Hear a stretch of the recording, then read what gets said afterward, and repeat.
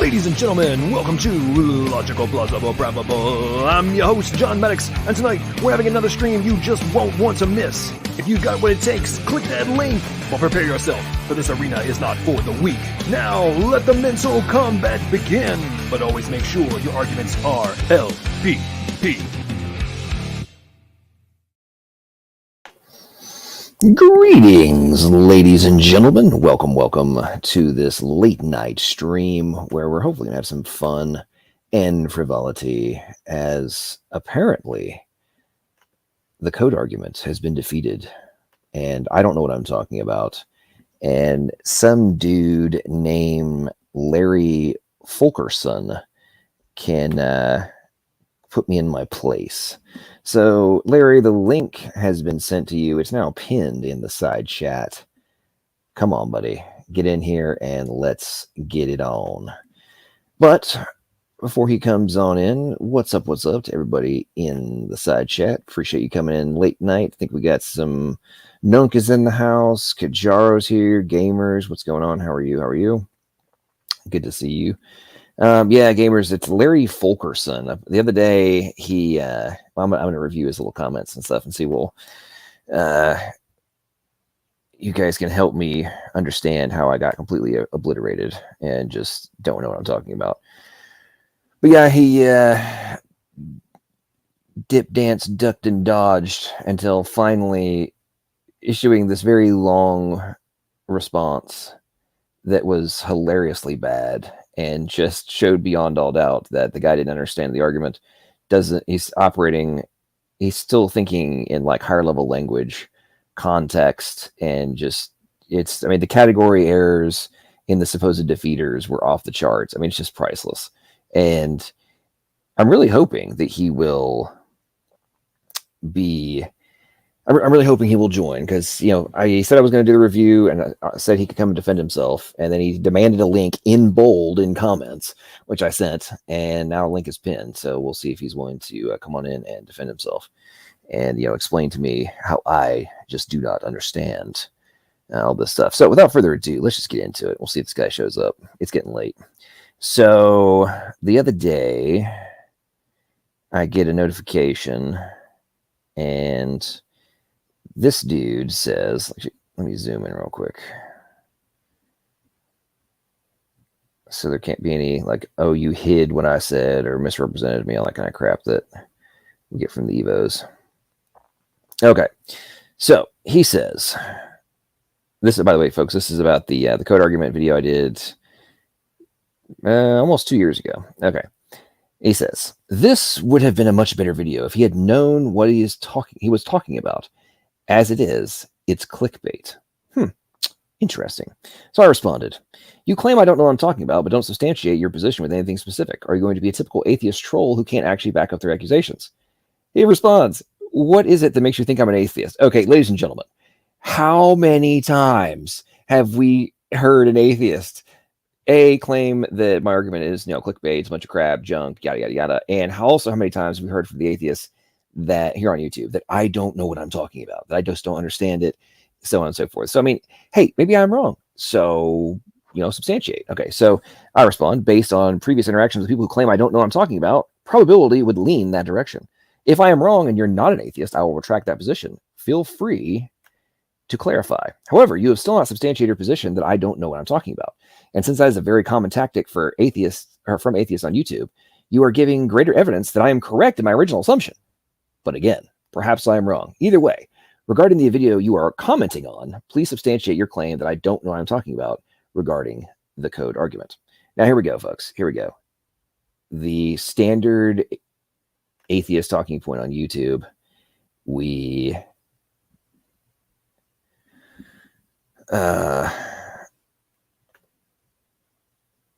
Okay, what is Grayson saying here? Grayson, can you read his response? As long as we're waiting, you can refute it point by point. Yeah, Grayson, I'm literally reading through the comments to get to that. I mean, what do you think I'm doing here right now? Anyway, so here we go with the standard Evo atheist on YouTube talking point. Your claim that DNA as a code is laughable. I would be curious now you define code. What do you have against evolution? Okay, so two things.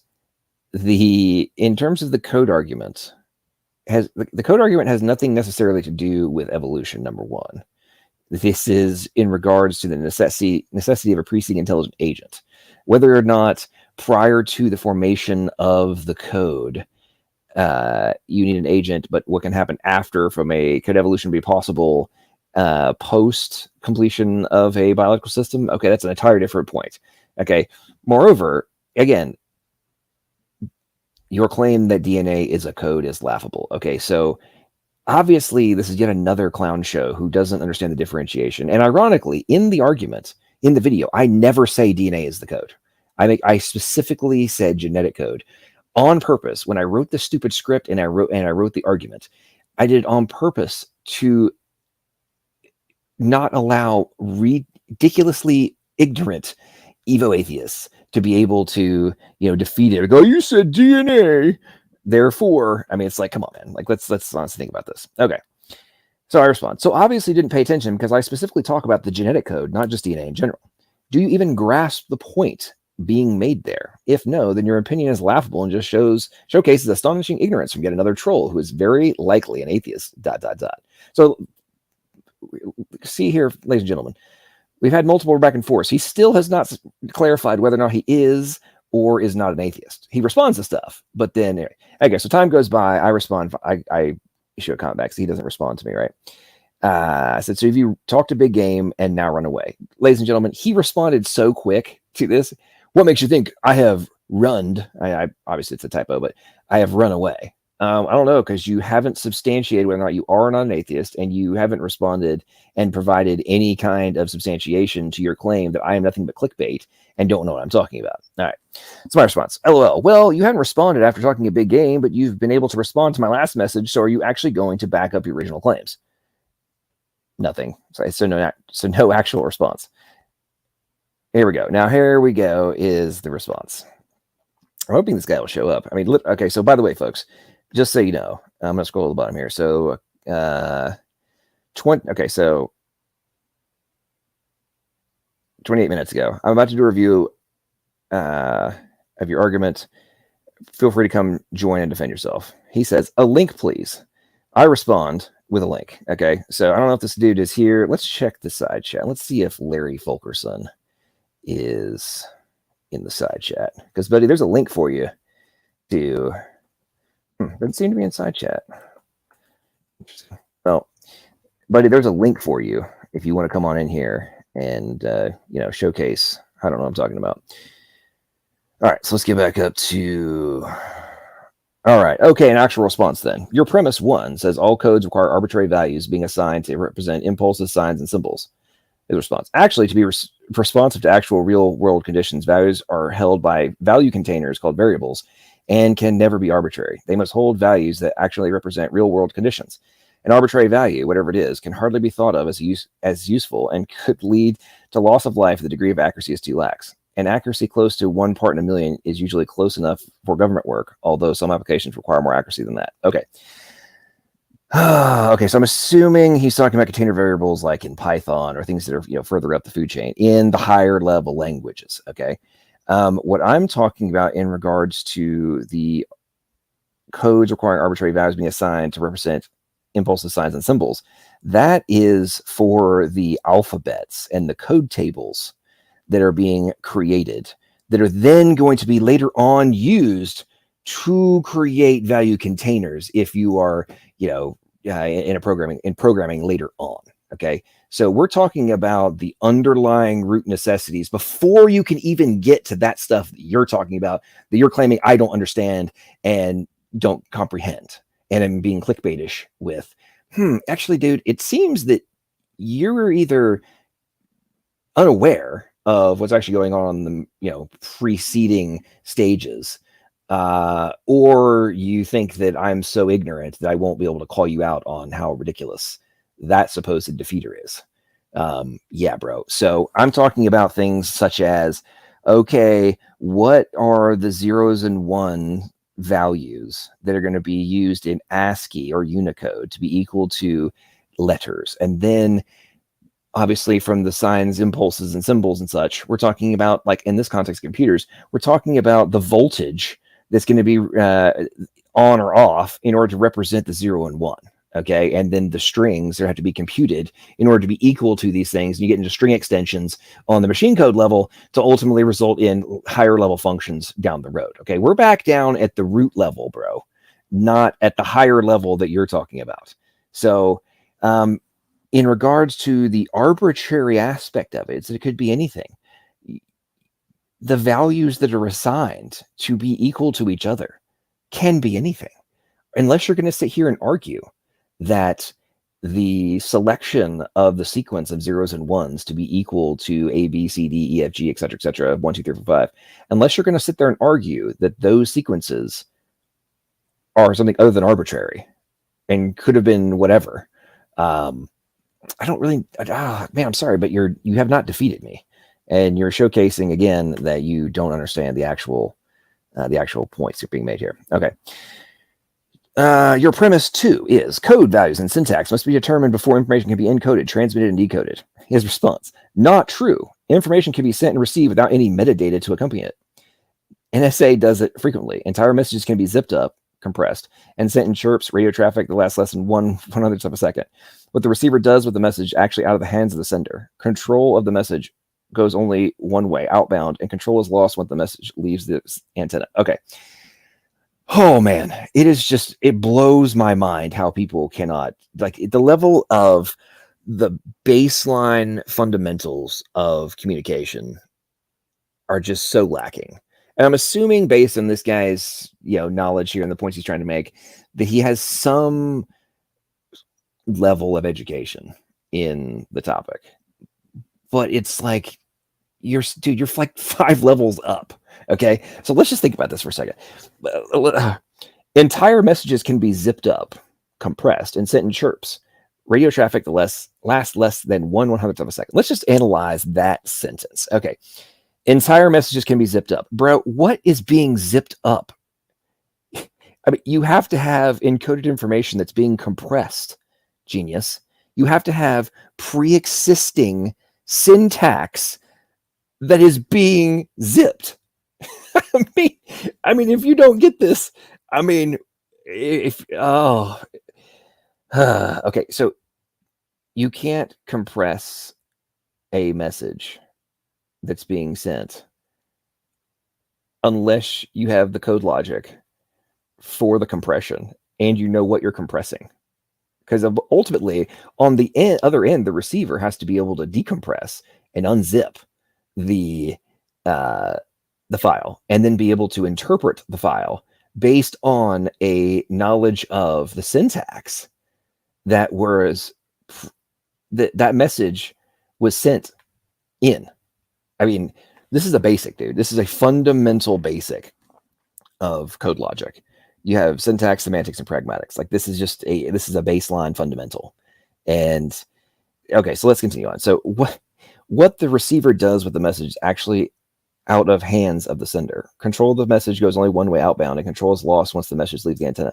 Okay, I mean, so what the hell does that have to do with whether or not the code values and syntax must be determined before the information can be encoded, transmitted, and decoded? Okay, so yeah, just because once I broadcast the message into a channel that I don't necessarily have control over it anymore, that has nothing to do with what the point of the premise was of what had to be determined before you could actually send an encoded message. I mean, it's just, wow. Okay. There's so much more going into in that, but it's astonishing how naive these people are. Okay. Your premise 3. All codes require a translation mechanism, adapter, key, or process of some kind to exist prior to translation. Information sent in the clear. Okay, this is me. And he says, information sent in the clear requires nothing at all. Okay. All right. Okay, so let me dumb this down for you, bro. All codes require a translation mechanism, adapter, key, or process of some kind to exist prior to translation. Okay, so let's go back to your little control. The message goes only one way outbound, and control is lost once the message leaves the antenna. Okay, so on the other end, we have a receiver of this message, control of which has been lost by the sender. That's fine, but the receiver is going to now intake this. It's a fundamental of like the Shannon Weaver, every model of communication. You have this component in a communication system. If the receiver does not know the syntax, semantics, and pragmatics, and the logic rules, and the value assignments of the source and target alphabets, you can't translate it. You can't reformat the message back into a readable form. Unless you know this. Like, this is a basic, man. This is a fundamental of communication. I mean, information sent in, quote unquote, in the clear requires nothing at all. I mean, if you want it to be interpreted, you do. I mean, it's like, yeah, if nobody ever receives it, sure, I guess you don't need to have the translation mechanism. But if you're going to be able to interpret it, you do. That's an unavoidable reality. I mean, I don't know what to tell you. I don't know. Okay, premise 4. Translation of encoded, quote unquote, uncoded values does not transform one symbol into another. True, he says. And the represented symbols are interpreted to be equal. Okay, he says, actually, the symbols themselves should never change. Symbols that change are actually useless. Worse than useless. Symbols may contain values that are free to change as needed, but the symbols themselves should be carved in stone. Okay. Oh, man. All right. Okay, so bro, this is referencing to source and target alphabet. Okay. If you have source alphabet 1 that's being sent, and then there's source alphabet 2 that's being translated into or reconstructed into, the signal that represents source alphabet 1 does not physically become source alphabet 2. Okay, that is the point that is being made. We're talking about the alphabets here. Okay, you're right. Alphabet and the symbols represent alphabet 1 don't change. You're 100% correct. Neither does alphabet 2. But alphabet 1 does not turn into alphabet 2. You have to go back to premise 3, which was that necessity of the translation mechanism, which knows both alphabets and is able to do what? Interpret, oh, alphabet 1 equals X in alphabet 2. Insert values. This is very basic, buddy. Very basic. And this just proves again, beyond all doubt, that you do not understand this. Okay, real quick, Dell says, I think I'm just about over this flu and bed. Oh man, Dell, you've been in bed for 16 days? Good grief, man. You got to get better. Everybody, we need to pray for Dell that he will get to feeling better here very soon. Hope you get some good recovery. Man, order a mobile IV service to come out and stick a needle in your arm and give you a bunch of vitamin C, vitamin D, and a bunch of zinc and other good nutrients to help supercharge your immune system. Alocia says, OPP, at this point, your detractor is, quote, not even wrong, unquote. Yeah, at this point, honestly, I don't even know if they understand the point that's being made. It's pretty bad. What's going on here? All right. Premise 5. Okay, your P5. The genetic code contains all these factors. His response: they would be largely useless if they didn't, don't you think? Also, this premise is irrelevant. Okay. I'm really not understanding this whole point. I would like some additional clarification. So, I mean, he's like, is he conceding that it does have all these factors? I mean, because he's claiming further up, or like previously, that my argument is false and clickbait and these things aren't actually true. But then I'm not sure if he's conceding that if premise, but he's also saying that premise is irrelevant. So, I mean, I don't know how you can come to the conclusion that this premise is irrelevant. Like, you need to defeat this premise. Otherwise, the genetic code would be a code. I mean, I don't know. Okay. I honestly, I don't know if this guy is actually remotely coherent in regarding his comprehension of this whole point. Okay, P6. All of these requirements depend on foreknowledge of the intended outcome. His response: actually, evolution has no goal and or known end state. It is largely blind and contingent on nothing at all. Okay, this is where this proves beyond all doubt, ladies and gentlemen, that this guy does not actually, well, number one, understand logic, even though apparently he's a coder or whatever. And number two, does not comprehend like category errors. I mean, like, so we're not talking about evolution, buddy. We're talking about the necessities for code to exist, the required factors, and the preconditions for those factors to be accounted for. Okay? And you're jumping like, actually, evolution has no goal. This is not about evolution. This is about the genetic code and its necessities and what it is and what is the rational conclusion based on known requirements. It's so basic. Okay.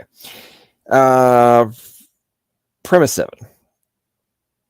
All other known codes require intelligent agents to create these requirements. His response: actually, they don't and never have. Evolution has been going on since the very beginning and has nothing to do with intelligent agents. Ladies and gentlemen, when I read this, I laughed hysterically and knew beyond doubt that I was going to have to do a review of this. I can't take it, folks. Let me read that to you one more time. Okay, so my premise: all other known codes require intelligent agents to create these requirements. His response, let me read this again. Actually, they don't and never have. Evolution has been going on since the very beginning. It has nothing to do with intelligent agents. Okay, dude, this is about how a code exists and what's required for a code.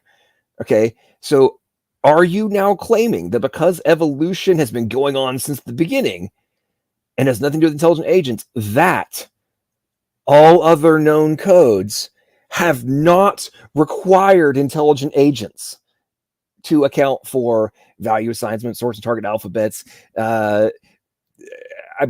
syntax, semantics, pragmatics, etc.? Are you claiming that all other known codes have not required intelligent agents? I mean, because, and this again, ladies and gentlemen, this goes back to the whole aspect of like the category errors and just the like, wow, flipping, just not being able to maintain a train of thought in the Evo atheist's brain. It's just, wow. Okay. I really hope this guy will come in and defend himself. I mean, come on, Larry. I need you demanded a link. It's here. You're not. Where you at? Get in here and defend yourself. Maybe I am just completely misinterpreting what you're saying. Perhaps that's the case. And if so, I will retract my position. I will freely give you all opportunities to prove me wrong, show me how I'm misinterpreting your words. But at this point, what you're claiming is you're not even in the right room. Just way off. Okay. My premise 8. All life requires a genetic code to exist. He says another irrelevant premise. Okay. Dude, this is called building up. Okay. If the previous one is correct, which is why I said you have to defeat these, not just say, actually, anyway, if all of the known codes have required intelligent agents to create these requirements, and the genetic code is a code, which was preceding to that one, and then all life requires genetic code, then the logical conclusion is an intelligent agent is necessary. Whether or not evolution can account for things after that is irrelevant. You clearly are not grasping this. I think maybe, I really wonder if a good percentage of Evo atheists on YouTube, I wonder if they can't actually comprehend an argument that's more than like two premises, because all the review videos that have been done on me, it's like they're hilarious. I mean, it's sheer comedic value, and I feel at some point, in some regards, I feel bad about embarrassing these clowns and just having to showcase how bad they are. But anyway, let's continue on. And then he says, and your conclusion that intelligent agency is required for life to exist is an assertion on your part that is questionable. I'd like to see you prove this somehow. Life isn't contingent on the existence of an intelligent anything at all.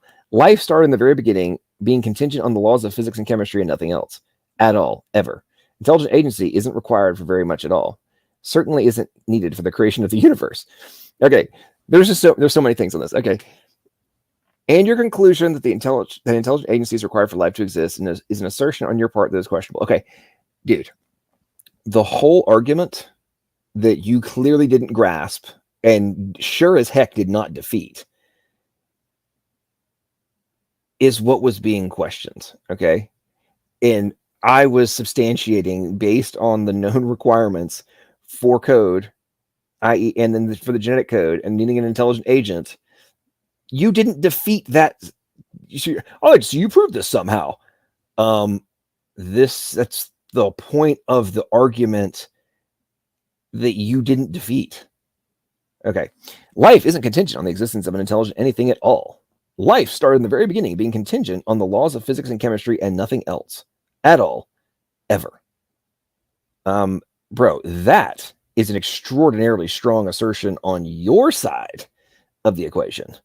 Prove to me that that's the only requirement.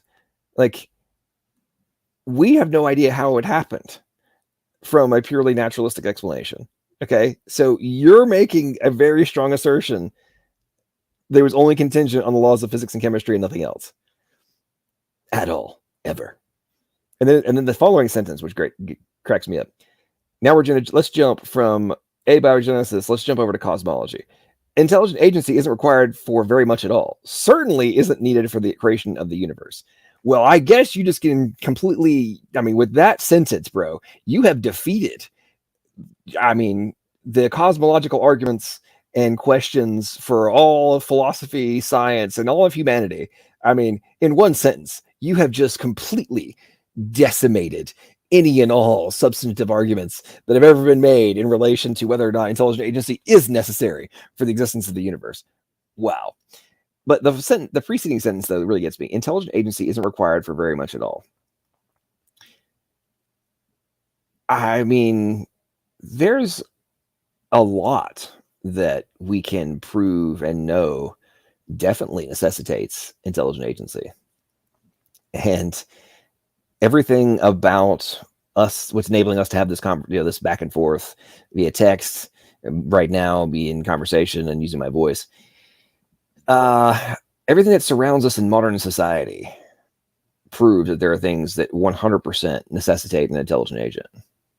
So if you're going to sit here and claim that there is none or hardly any at all, what world do you live in, man? Like, are you stuck in a little cave somewhere and you never come outside and you just, stuck in a little bubble?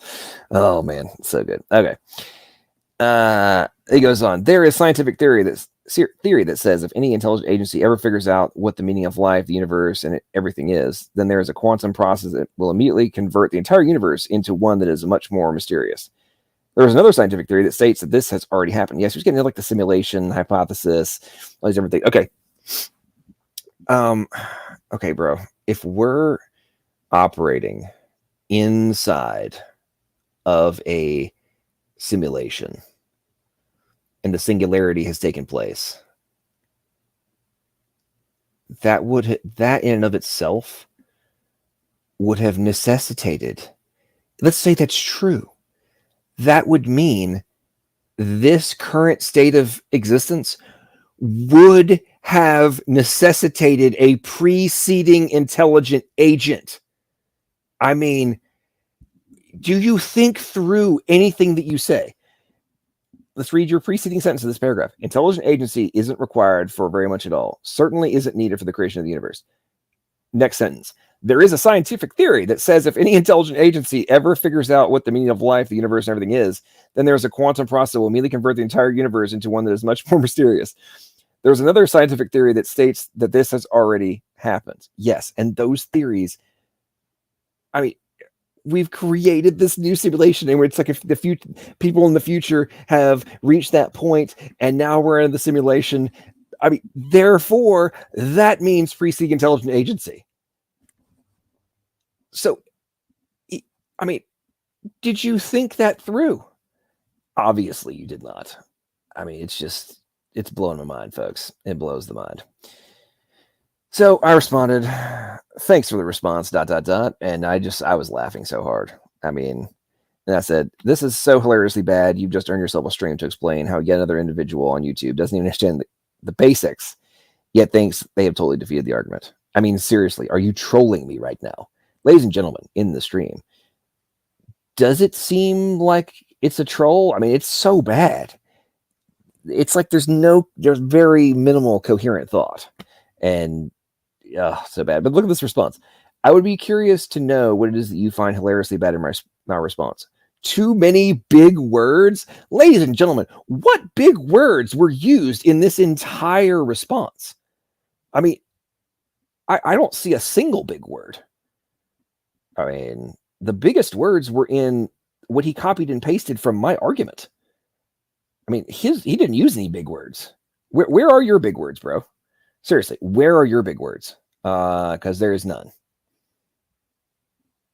It's pretty common. Yeah. Anyway, so I responded. No, definitely not. Like I said, I'm going to do a stream on this. It's truly astonishing. And can you please clarify if you're an atheist or not? I need to give you a fair standing.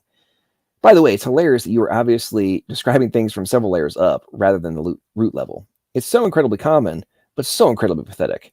Modern education truly has become pathetic. Didn't respond. Doesn't respond. And then tonight, I'm about to do a review. I read earlier.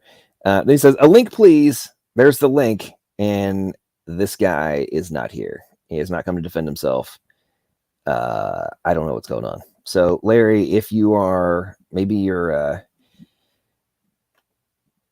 are you using a sock account maybe and hiding and not actually? I wonder if this guy is like, does he have a channel? Okay, of course. Has no content whatsoever, naturally. That's the way it always is. The big talkers never have any content. Never have anything of substance. It's such a joke. These people are clowns, man. Such clowns. Such clowns. Anyway. Hope you all got some enjoyment out of that. It's really amazing. Oh, looks like I'm losing signal. Am I roboting?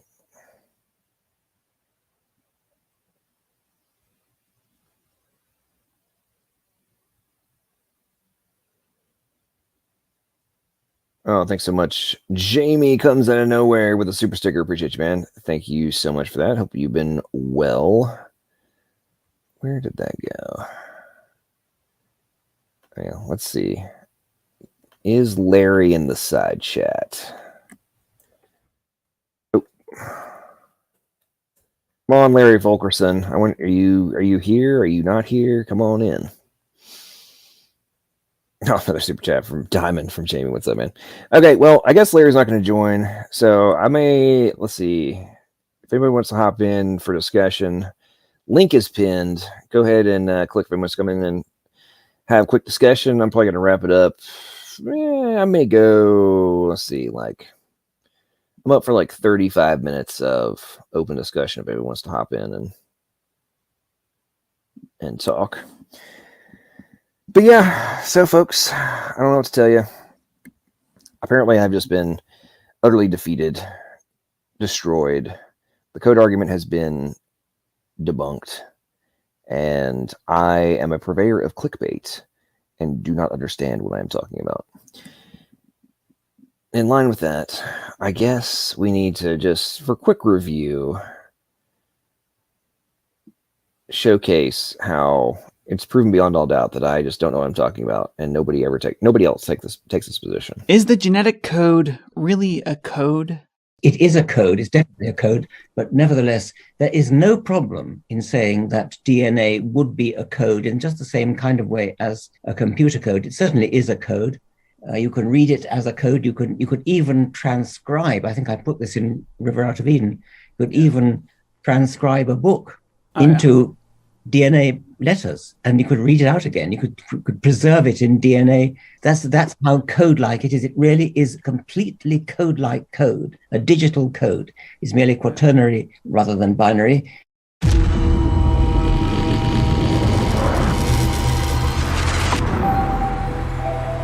We've shown that DNA is actually the software of life. It's totally interchangeable between the digital world and the biological world. The DNA code itself is so digital, is so almost exactly like a computer tape. Scientists have come to the amazing conclusion that our bodies contain digital code. In fact, Bill Gates, the founder of Microsoft, tweeted, "DNA is more advanced than any software ever created. Think about it. A program or code is written by someone very smart. The more complex the code, the more intelligent the author has to be. So here's the question. If our DNA code is more complex than any man-made software, where did it come from? Is it possible it was authored without an author, programmed without a programmer? Materialists think so, through neo-Darwinism, the modern version of Darwinian evolution."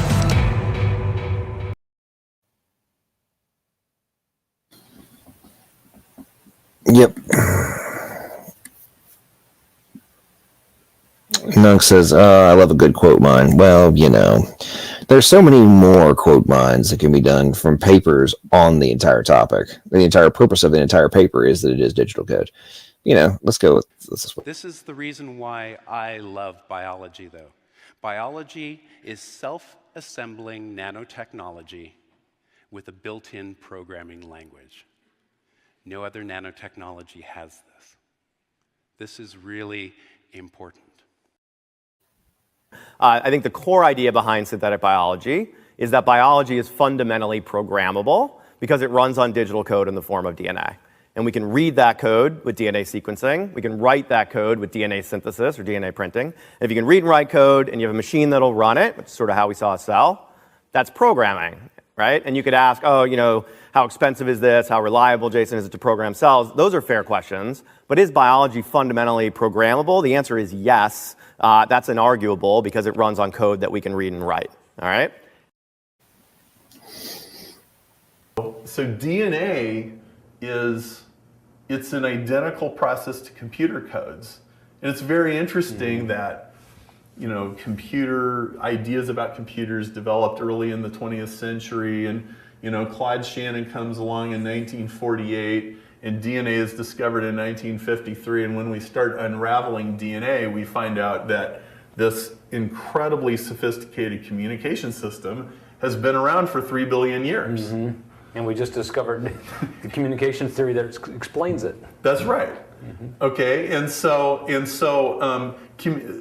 there needs to be no question that communication theory applies to biology.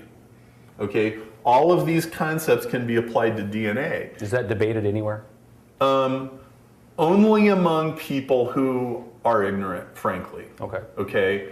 People in the know do not debate this fact. But not in this credible scientific community. This is well understood. There is no credible scientific argument to try to say that applying communication theory to biology is somehow inappropriate. There's hundreds of scientific papers that go very deep into the subject, and so no, there's You're not. I'm talking at the moment with Perry Marshall and Kevin Ham. Perry Marshall is from Chicago in the United States, and Kevin Ham is from Vancouver in Canada, and we have just taken part in the United Kingdom launch of a huge prize to be won by anybody who can produce the genetic code or a genetic code via natural process generating it itself. Perry, have I got that right, first of all? That's right. Any code, any encoding, message decoding system that can come out of an emergent property from chemicals to code would qualify. And I think it's one of the most fundamental questions in all of science. And it just hasn't gotten the attention that it deserves. That's right, it hasn't, and I think that's partly why we've been highlighting it in the meeting that we've just had here at the Royal Society in London. You can't get much more prestigious than that, can you? No, it's by the way, it's delightful. Yes. Now, question perhaps also to Kevin: does it really need to be 10 million? You know, I'm a scientist. To me, that's a huge sum of money. Well, Larry, as I say to so many of the YouTube Evo atheists who claim I've been defeated, don't know what I'm talking about, and I'm nothing but a clickbait troll, go fly on over to London and go have a formal meeting with the Royal Society and tell them that it's not code. John has been clickbaiting you and has somehow convinced you that there needs to be, you guys need to judge, be part of judging a $10 million contest for the recreation of a code from a organic perspective, or create a genetic code with no intelligent agency being necessary. That is one of the fundamental necessities to win $10 million, is to be able to show this can be done without the necessity of a preceding intelligent agent. I mean, I don't know how many more times this has to be crammed down your throats until you guys can actually listen to people like Richard Dawkins who do streams specifically telling atheists on YouTube to stop claiming that this is not true. What's up, Nunk?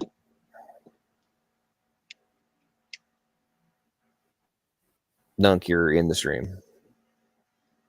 Are you awake? So, Nunk, you have joined the conversation. Are you alive? Hello. Nothing much is going on. I'm just listening to your... Yeah, thank you. Hello, everybody. Of course, I'm awake. Where I am, it's... Get some feedback coming through, Nunk. There's some like banging and Yes, stuff. I'm alive. Okay. What's up, Ace Philosophy? How you doing? Hey, John. How are you doing? So, wait a second. Can I ask you a question? Sure, go ahead. I think you have more expertise in this area than I do. So I was in an argument with some Evo atheists about a week or two ago on Atheist channel.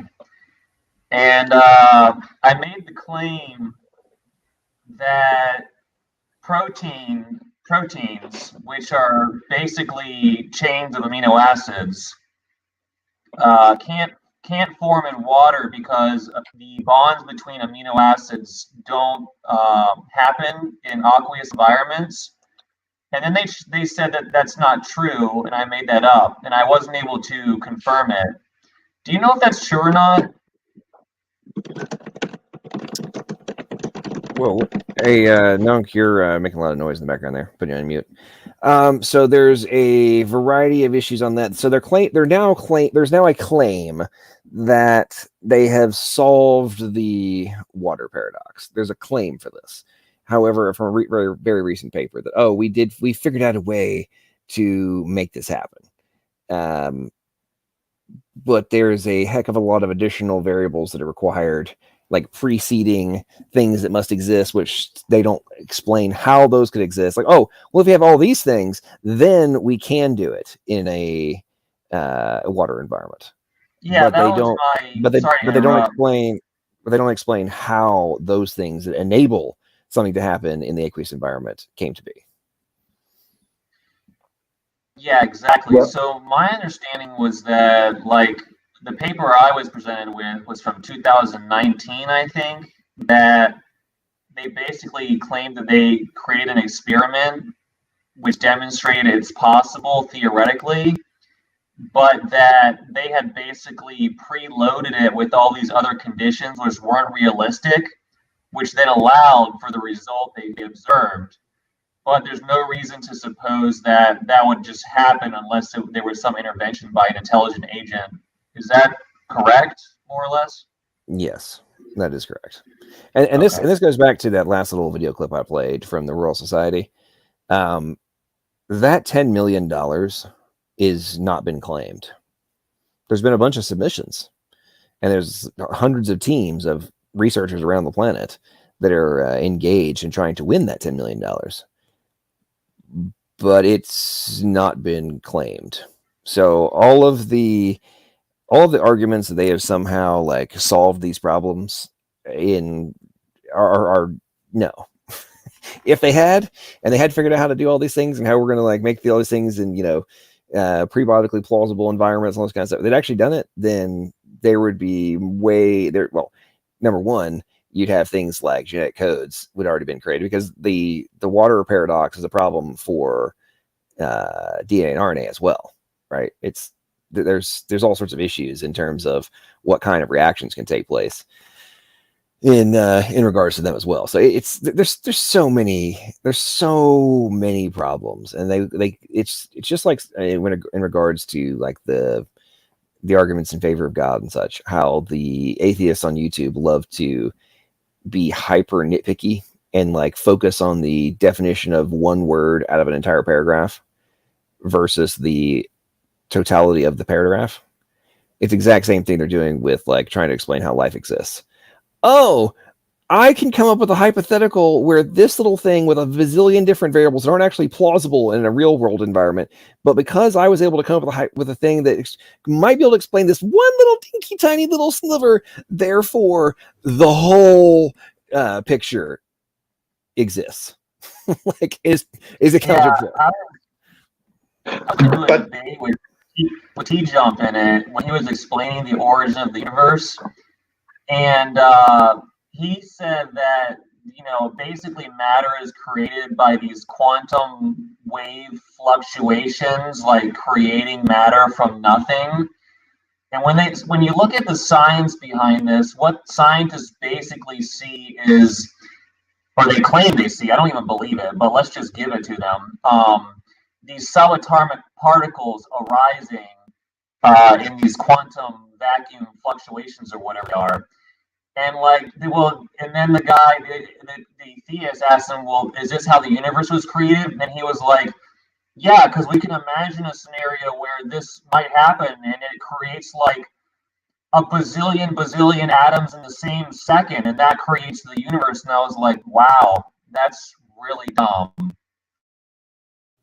Yeah, the quantum fields, the quantum foam, and all that kind of stuff that T-Jump loves to fall back on. It's a crazy escape mechanism. So, quick sidebar, folks. While we've been here, it looks like What's up, YouTube? Welcome back to Logical. Right before I had you guys come on in, I had sent Larry a message to see if he'd come in because he's okay. It's good. So he wouldn't have an excuse to not come in here. Okay. Where? Let me get the replies here. Okay, so remember earlier, so an hour ago, a link, please. There's the link. Then I responded, so you're going to come defend yourself or what?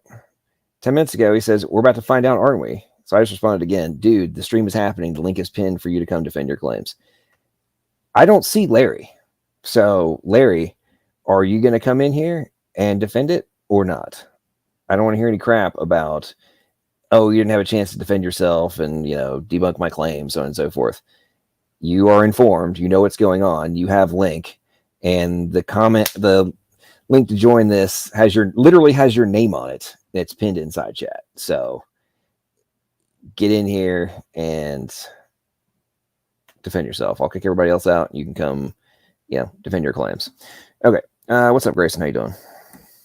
Hey, how's it going? I actually had a question concerning communication theory, because I think that you're probably more well-versed than I am in it. I was just sort of looking at what are some other examples in the realms of chemistry that we might have of communication theory.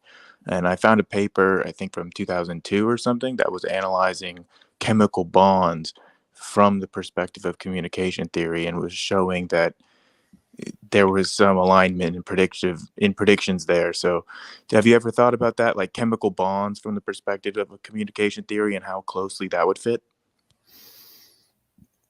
Well, they've just been lots that have gone into that in terms of how the chemical bonds are being utilized for communication. There's no doubt about that. It's just like humans are currently creating. We're storing data, digital data in DNA right now. We're utilizing chemical bonds, quote unquote, and syntax and order of codons that we created in order to store digital information. Humans are doing this right now. So this is why I get so much entertainment from the Evo atheists who are. Oh, do we lose Grayson? Oh, there he is. That's why I don't know if you were able to hear what I was saying, Grayson. Sorry, I was being dumb, and I posted the link to the study in the side chat, and then I accidentally exited out, and I dropped out. I couldn't hear your response, unfortunately. Okay, gotcha. I was saying that in terms of the chemical bonds and communication, humans are currently storing data in DNA sequences. We're using chemical structure order in a specific order to store digital information. That's one of the reasons I get so much entertainment and get so frustrated with the Evo atheists on YouTube who run around claiming this is it's just chemistry. It's chemistry, chemical or molecular structures are being utilized as the medium to store the information. Okay, so the study that I posted in the side chat here is basically looking at the actual chemical bond itself as the act of communication, I think. If I'm interpreting that correctly. It was kind of hard to even understand the abstract, but it's a communication theory model of chemical bonds. So it's the sender and receiver are the two different molecules that are becoming chemically bonded, and that would be like represented in communication theory, is my understanding of what the study is talking about. So it would be like an example of a like a code or something that you could use communication theory to analyze that was just, you know, something as simple, quote unquote, as a chemical bond. So like not coming from intelligence or life. They're stating that the chemical bond itself is a communication, which is ridiculous. No, as in you can use communication theory to analyze it. I mean, if you're going to use communication theory to analyze the genetic code and you say, look, it has all these properties that align with communication theory, it seems like you can do the same thing for a chemical bond. Well, I think they're putting the cart before the horse kind of situation. Well, potentially. And like I said, the one that's available right now on that link you sent is the abstract. So a lot more have to be read. And there's also a lot of stuff in quotes. Yeah, like I said, and it looks like they're looking this much more on entropy and noise. That's fine. I mean, like I said, this is just I kind of get annoyed when people like send an article that's only the abstract and then claim that it somehow is, you know, affecting the overall point. But are you one of the people who claim that the genetic code is not code? No, I don't really have a strong claim about that or not. I wouldn't say that. Yeah, I haven't made that claim. I think I was asking in the chat if your argument is basically that like the genetic code is irreducibly complex. Is that like the gist of it? Well, I mean, irreducible complex. I mean, from overall communication system perspective, yes. I mean, there's not just the code. I mean, there's so much more that's required for the expression of a code, rather outside of just the code itself existing. I mean, like just because you have the, somebody wrote down, ASCII on a piece of paper, right? There's a hell of a lot more that's required before you can actually use it for some kind of function, right? So, oh, looky here. Larry is here. So, Larry Fulkerson, please click the link and come on in to have the conversation. Unless, Larry, are you somebody that's already in? And Grayson, are you actually Larry? Is that your sock account? No, it's not my pseudonym, I promise. Okay.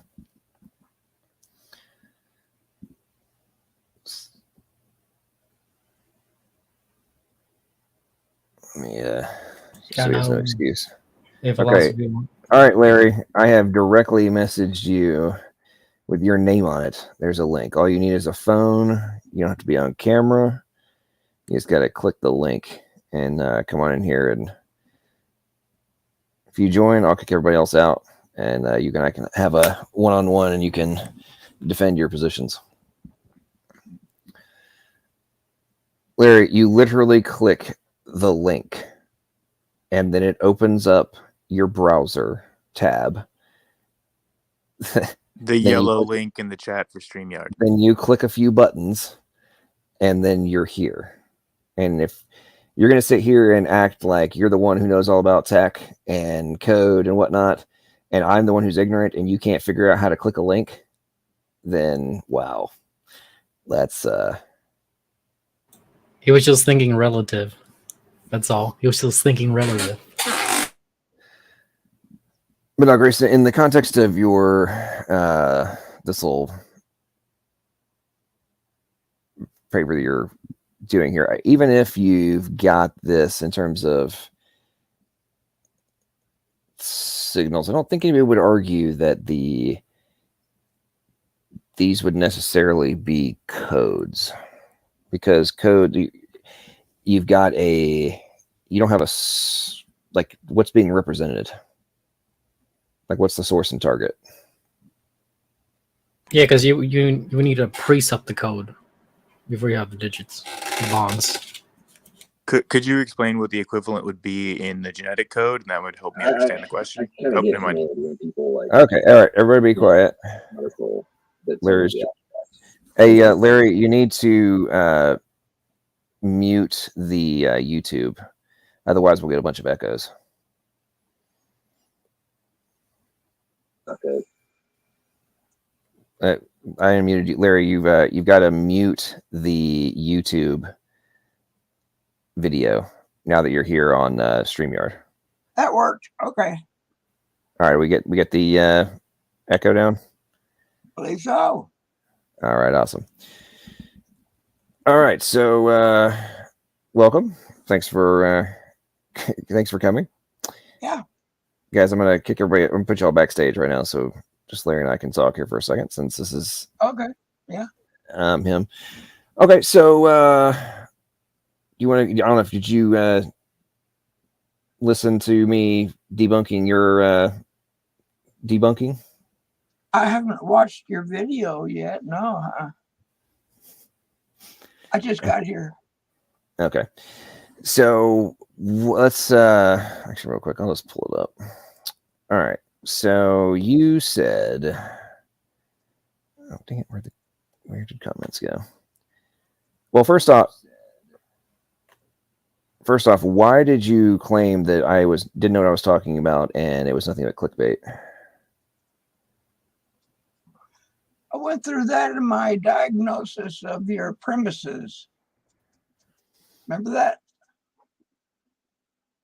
No, I read them. There you go. And I actually debunked all of your points. It was quite astonishingly bad, your positions, and it just showcased that I don't think you actually understood what is being stated. So, did you well, number one, do you know what the genetic code is and how it operates? I'm a organic chemist. Okay, cool. So I know a little bit about it. Yeah. Oh, awesome. So that's fantastic. Okay, cool. So what is a codon? A codon is the code that relates what next amino acid is going to be produced when you're making proteins. Right, but what makes up the codon chemically? I think it's 3 nucleotides, isn't it? Something like that. I don't know. It's been a couple of decades. Right, three base pairs. Right now, does the codon chemically become or interact with the amino acid that it represents? Okay, yeah. No, I asked you a question. Does the codon chemically interact with or chemically become the amino acid that it represents? It's as I recall, it's involved, but it's not part of the resulting protein. Yeah, this is a very specific question in relation to code theory. So, and whether or not it is or is not a code. So, does the codon ever chemically interact with the amino acid that it represents? I don't believe so. Okay, cool. Do you agree or disagree that the codon is a digital code for the amino acid? Sure. Okay. Then what specifically? Let me pull this up here. This is pretty funny. I want to read your own words, so there's no confusion here. Yes, please. All right. Now you said I don't understand what I am talking about. So can you please substantiate that claim? You're going from the presupposition that there is a God. No, I did. No, nothing about my argument had anything to do with God. It was specifically in relation to the necessities for a code to exist. There was absolutely nothing in that argument that mentions code whatsoever, or mentions God whatsoever. I'm talking specifically now about your conclusion. Well, my conclusion also does not say anything about God. It says intelligent agent. Yeah. When is that God? I give up. When is that God? No. You said that I start with a presupposition. The argument leads to the conclusion that the intelligent agent would be necessary for a genetic code to exist. That's the conclusion based on the logic and Okay. the arguments. Okay, so by definition, that's not the presupposition. That's the end Well, conclusion. The okay. presupposition, the suppositions are in the premises, correct? I assume so. Yeah. Uh-huh. Okay. All right. So But okay. So I'm gonna read your words and let you respond. Okay. So your premise says all codes require arbitrary values being assigned to represent impulses, signs, and symbols.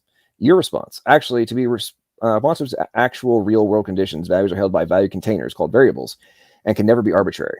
They must hold values that actually represent real world conditions. An arbitrary value, whatever it is, can hardly be thought of as useful and could lead to loss of life if the degree of accuracy is too lax. An accuracy close to 1 part in a million is usually close enough for government work, although some applications require more accuracy than that. Yeah. Okay, so what specifically are you referring to in regards to value containers? Value containers. We call them variables. Okay. Is there a new term now? I'm not sure. Okay, so I said arbitrary values, okay, being assigned to represent impulses, signs, or symbols. Okay, so in a code, I have a problem. I have a problem with your use of the word arbitrary. Okay, so do all codes require code tables? Sure. Okay, so is there a source and target alphabet? Yeah, sure. Okay, so are the in alphabet 1 and alphabet 2, are the value assignments made to each one arbitrary? Could they be something else? When you're setting up a computer program, you usually want the virgin table to be all zeros or at least all known numbers, so that you can tell whether there's a memory leak or a logic problem. Okay. Larry, you're further up the food chain. Right now we're talking about the root value assignments for the code table for something like ASCII. I'm assuming you're familiar with ASCII and Unicode. Root value assignments? Okay, is there a code table in ASCII? Yeah, sure.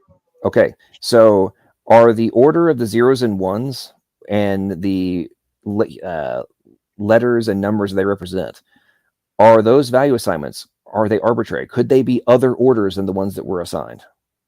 They could be other orders than were those assigned, but what I'm saying is if you have a set that's already ordered, like ASCII, you don't have arbitrary numbers. Dude, Larry, we're talking about for the creation of ASCII, not the end further down the food chain utilization of ASCII. We're talking about the formation of ASCII. Okay. Okay, so are the strings of zeros and ones that are used to be equal to letters and numbers? It goes from 0 to FF. Bro, stay focused. Yeah. Okay, we're talking about the original formation of the code table. Yeah. Okay. Are those value assignments arbitrary? Well, I think of the word arbitrary as random. It's not necessary. In the context it's being used, it's not necessary to be this. It can be a different. The sequence could be different in terms of the formation of the code table. Instead of being 010001 for A, it could be 1100111 to be equal A. Correct? Say that again slower. Okay, we're going to move on. Okay, go ahead. If you're not getting this, we're going to be arguing over the definition of arbitrary versus whether or not there is. I mean, this is well established, man. There's papers on this out the wazoo. But anyway, all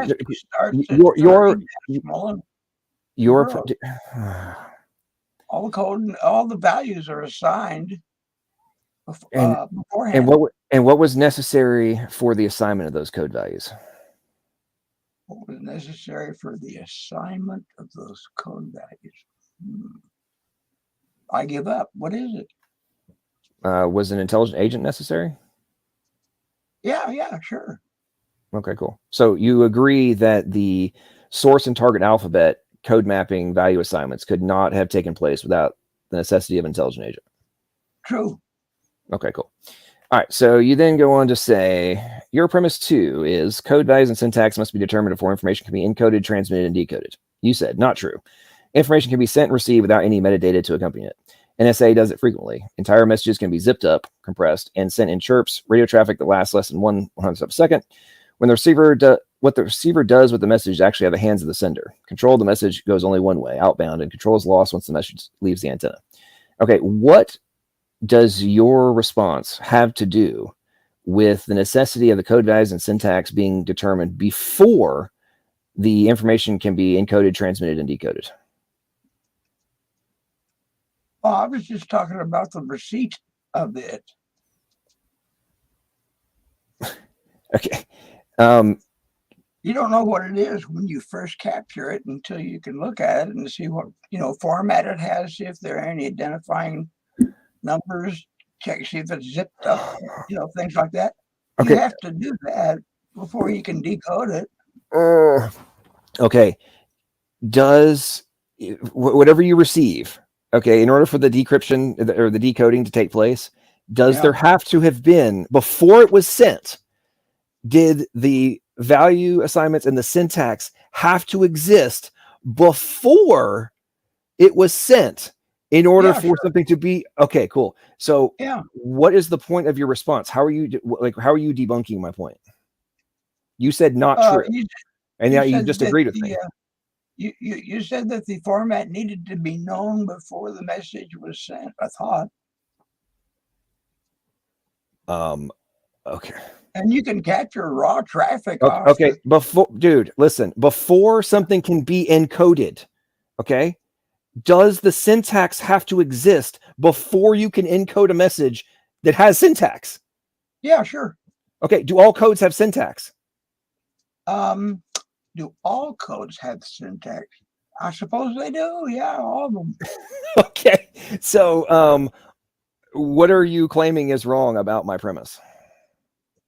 I thought you were saying that the format needed to be known before the message could be decoded. No, that's not it. See what I'm saying? Listen, honestly, did you read? Seriously, did you read at all the argument? Did you actually pay attention, or did you just start talking trash and claiming that I didn't know what I was talking about in clickbait? Because so far we have proven beyond doubt that you didn't actually understand the points that were being made. I guess not. Okay, so let's move on to the next one. Your premise 3: all codes require a translation mechanism, adapter, key, or process of some kind to exist prior to translation.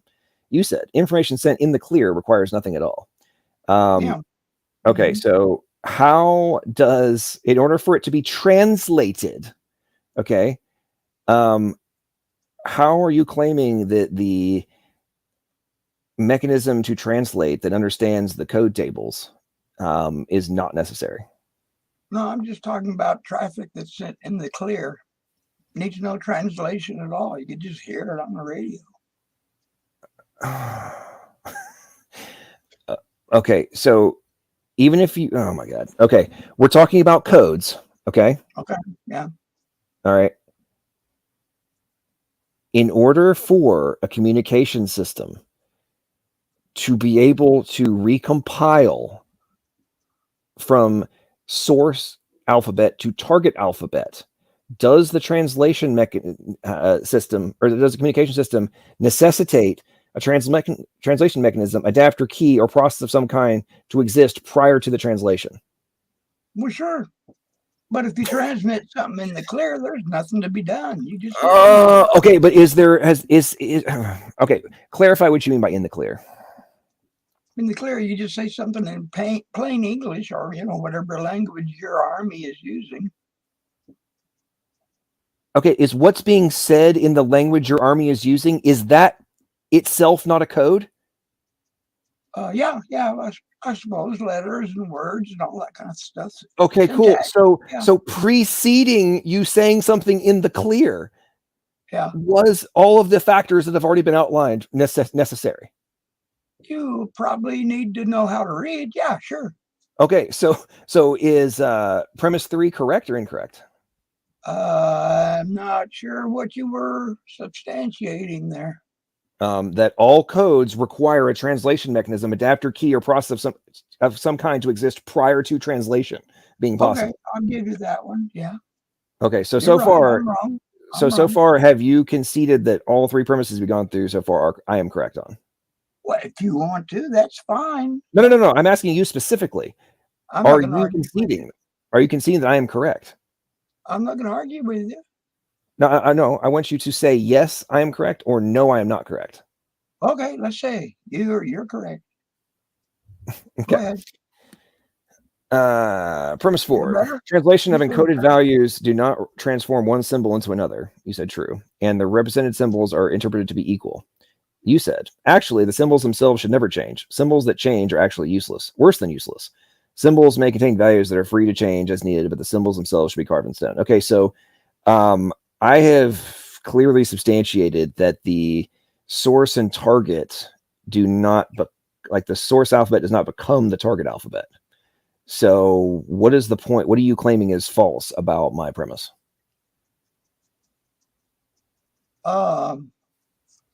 Well, I was trying to argue that once you've assigned a variable a name, you can't change it. It has to stay the same in order to hold the values that are assigned to that variable, target or source.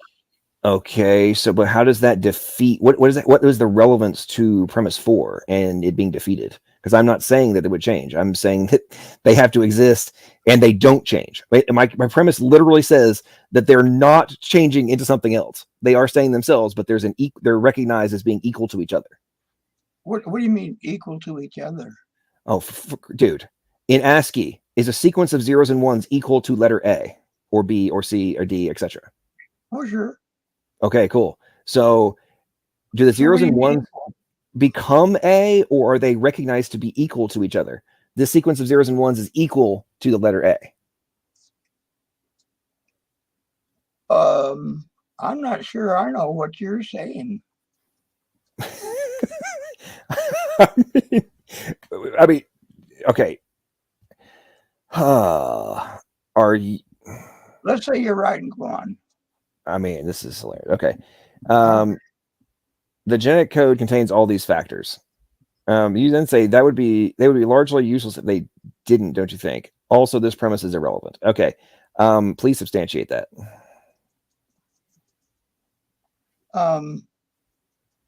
It's got a code. So what? Oh, no. Why did you say it's irrelevant? It's not like it's a big deal. It has to have a code to work. Okay. All right, let's move to premise 6. You said it's irrelevant, but it's actually, in terms of the logic flow of the argument, it actually has great substance, but we'll get to that in a second. Okay, it's P6. All these requirements depend on foreknowledge of the intended outcome.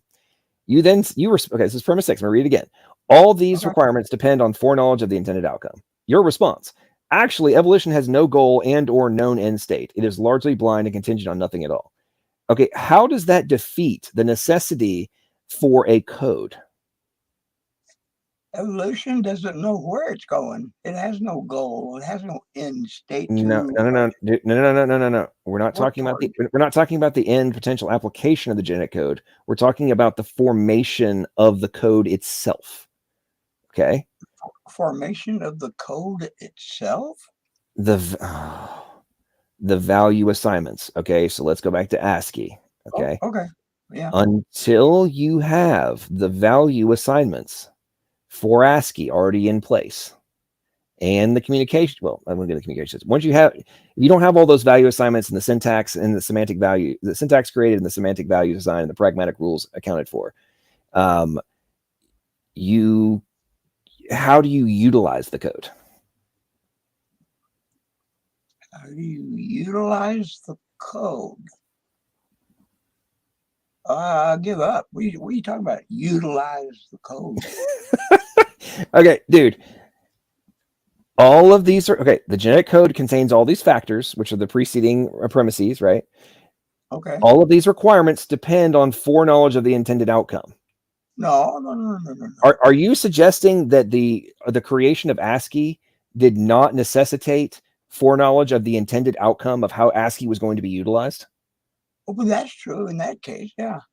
Okay, cool. So how would the same logic not apply to the genetic code?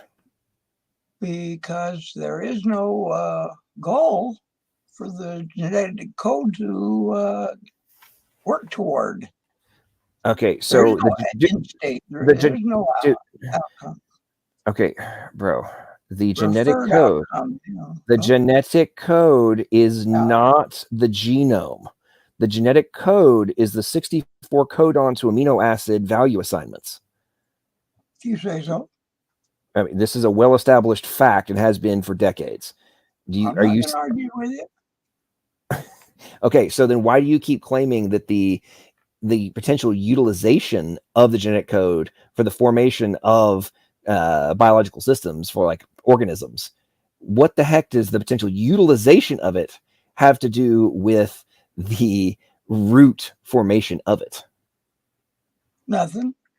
Okay, so then why did you claim that then why was your response to that? Actually, evolution has no goal and or known end state, is largely blind and contingent on nothing. Well, you have to use the genetic code to make an organism, do you not? That has nothing to do with the code argument. We're talking about the code itself, not the application of it. Okay, dude, are there plethoras of programming languages that are built using ASCII? Sure. Okay. What the flying F does it have to do with the original formation of ASCII? Nothing. Okay, cool. So then what the heck are you bringing it up in relation to the code argument as supposedly a defeater? You can't do evolution without a code. That's irrelevant. The code has nothing to do with evolution. It does. No, it does not. You can't do evolution without a code. We're not talking about it. This is not about evolution whatsoever. This is about the necessities for a code to exist. You said genetic code. Oh, okay. Did you not? Yes. Okay, you have to have. We're talking about the root. Code. We're talking about the root genetic code, not the application of it. Okay. Anyway, we're going to go on to premise 7. Okay. All other known codes require intelligent agents to create these requirements. You said actually they don't and never have. Evolution has been going on since the very beginning and it has nothing to do with intelligent agents. Okay. Let me repeat this to you. All other known codes require intelligent agents to create these requirements. Can you please explain to me your interpretation of that premise? Well, the genetic code is not created by... No. Listen. Quote, all other known codes require intelligent agents to create these requirements. Listen, focus. All other known codes. Okay. So do you agree or disagree that all other known codes, we'll exclude the genetic code for the time being, have all other known codes required an intelligent agent? I'm not aware of any codes that don't. Okay. There may be some. But okay, so all other known codes. Okay, you're right. Okay, cool. I thought you were including the genetic code. Sorry. My bad. Okay. You said actually they don't and never have. Yeah. So do you admit that you are completely wrong? Well, if you exclude the genetic code, yeah, sure. Okay. All other known codes require intelligent agents. We don't know all of the other codes. All other known codes. Okay. All right. If you include that descriptor, yeah, it works. Okay, so did you actually read this before you made responses? Because you've basically misunderstood every single premise so far. Yeah, I misunderstood everything you said so far. You're right. Okay, so do you retract that I don't know what I'm talking about and that I was nothing but clickbait? Your conclusion's wrong. No. Answer the question. You made the claim that I was wrong and didn't know anything, and the whole thing was nothing but clickbait. Let me quote it. Quote, this would have been a much better video if he had known what he was talking about. As it is, it's clickbait. So we've now established that you didn't understand anything that I was saying or misinterpreted on a very large level. So do you retract the fact that I'm the one who doesn't know what I'm talking about and that it was nothing but clickbait? Your conclusion is wrong. No, answer the question. Was it clickbait and I don't know what I'm talking about? If your conclusion is wrong, it was not worth listening to. Yeah. So do you agree or disagree that you didn't actually understand the premises? All right, I'll agree with you. Okay. So you're now making the assertion that my conclusion is wrong, but you didn't understand the premises. I guess so. Wow, that's hilarious. Okay.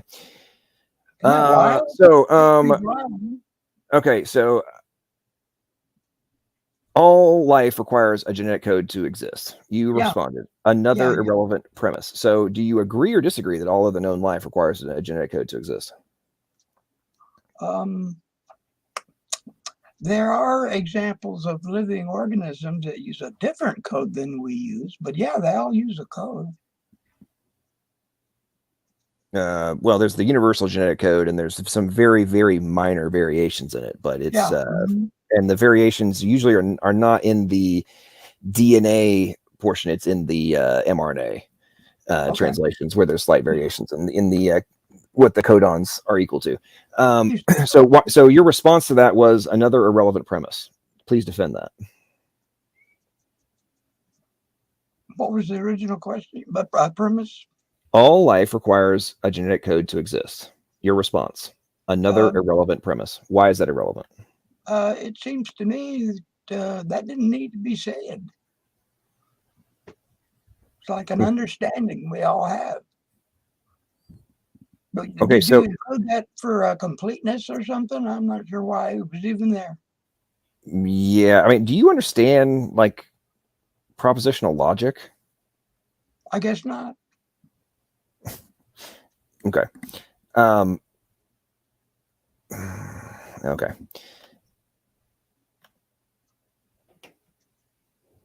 So why? Man, I still don't even know how to deal with this.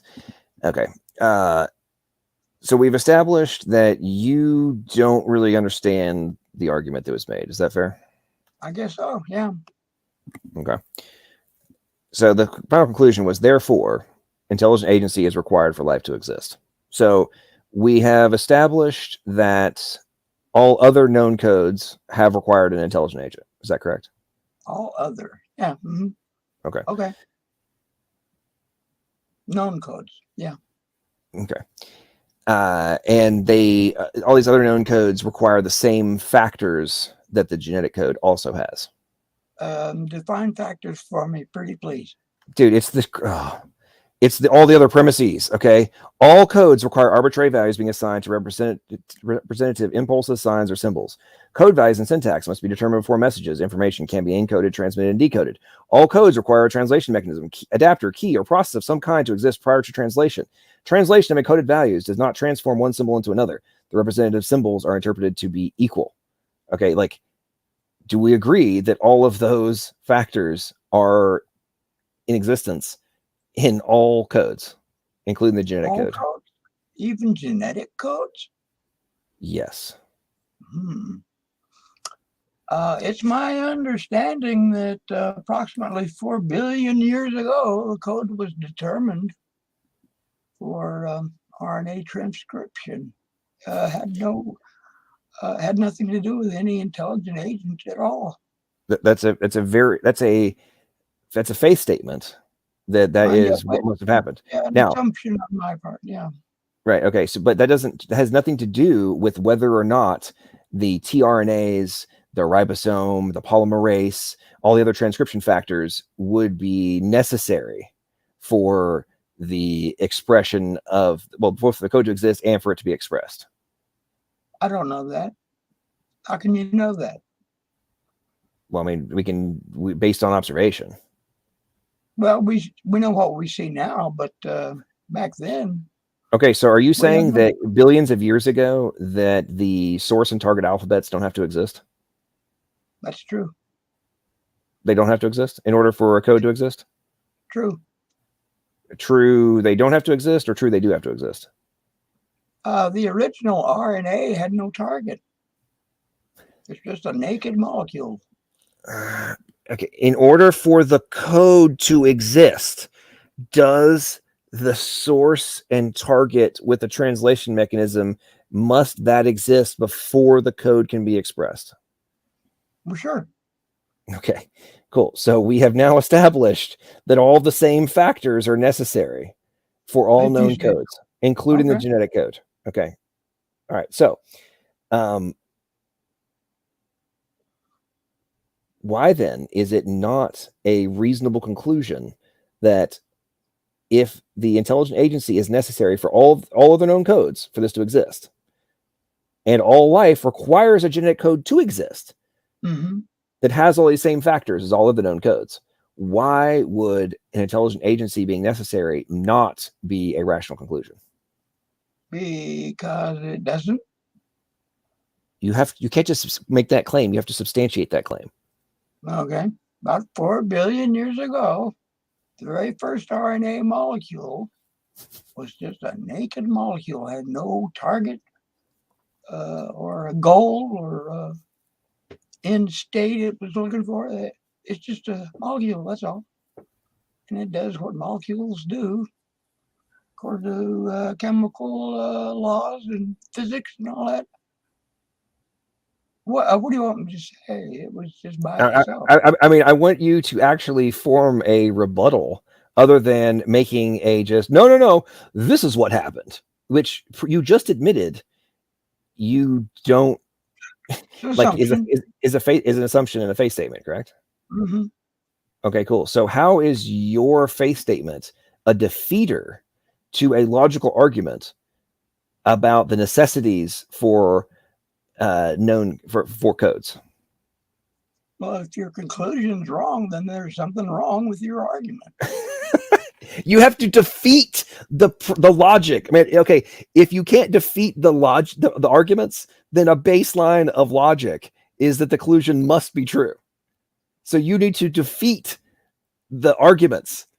You can't just say, no, I disagree with your conclusion, but not defeat the arguments. We've gone through each one and addressed all of your supposed defeaters to my premises, and you have admitted that you were wrong, and you did not defeat my premises. If you say so, sure. You admitted you didn't defeat me. I guess so. I don't know. Okay, so hang on. So my conclusion is wrong because you believe that it happened through undirected process. Is that correct? I'm sorry. Do that again. I'm wrong because you believe that it happened through undirected process. Undirected process. Yeah, that's it. Okay. All right. Well, that's interesting. So you, ladies and gentlemen, you have not witnessed a defeater in any shape, form, or fashion. The premises were not defeated. They weren't even understood. And in many cases, the responses were completely irrelevant to the argument. You say so. I mean, you admitted that. Okay. Okay. Is your conclusion not that there was a intelligent agent that guided all this? The conclusion is that it's necessary based on known factors. It's called the principle of sufficient reason. It's based on it's a very well established concept that if based on known requirements for just about anything, if something else, even if it's unknown, fulfills all the same factors, then the most logical conclusion is the one that's known rather than the unknown. Are you going to argue that in forensics that is not the case? I'm just saying your conclusion's wrong, so therefore there must be something wrong with your argument. One of your premises is wrong. Okay, so do you agree that you have in no way, shape, form, or fashion logically defeated any of my arguments? I guess so. I don't know. You tell me. So I'm wrong, even though you can't explain why I'm wrong, other than you don't think that it was a intelligent agent. You must have a really loose interpretation of intelligent agent. Okay, what's up, guys? If you guys want to jump in on this, I need a break. No, I'm not gonna Me too. beat up. I need a break too. Yeah, he's kind of. We're not getting nowhere. Yeah, you know, it's like being up on the elderly. It's probably the same reason I won't debate Kent now. The old Alzheimer's is kicking in.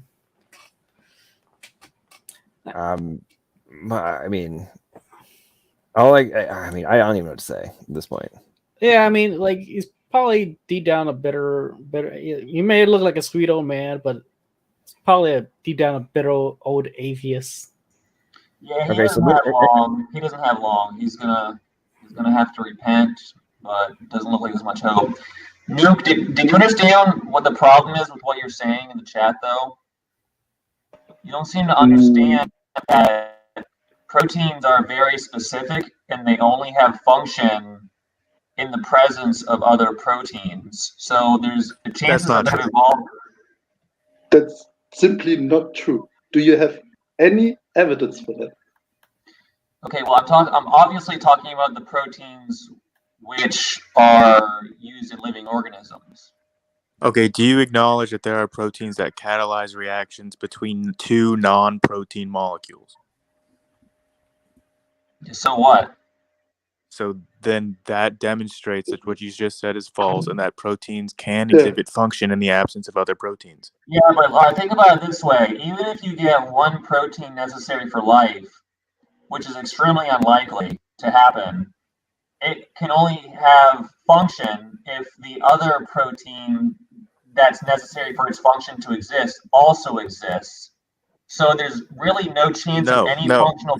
We just demonstrated that it doesn't depend on any other proteins for its function. That there are proteins that have function. No, Grace, hang on. Hang on. Grayson, it is well recognized that things such as transcription factors are root necessities. You can have a protein consisting of just 2 amino acids that can catalyze the two amino acids, dude. No, you're yes, you can. Of 2 amino acids. Yes, 2 amino acids together can have catalytic function. You're saying that 2 amino acids can act as a ligate for something else. Anyway, that's they irrelevant. can have catalytic function. Grayson, calm down. Number one, you're going to need to substantiate that. The 2 amino acids are operating as a functional protein. Yeah, that look at Ikehara Kenji's review in 2016. Grayson, you can't even form a protein fold without at least the proteins. It's insane to think that what you're claiming could be involved with when we look at living things, are there any proteins that have function that are only 2 amino acids long? We have demonstrated that this is the case with histone and serine together having catalytic function. And even glycine, which is the most simple amino acid, which will spontaneously form into glycine dimers or triplets or chains, that can also have catalytic function. It's been demonstrated. So just two amino acid chains have function. Is that what you're telling me?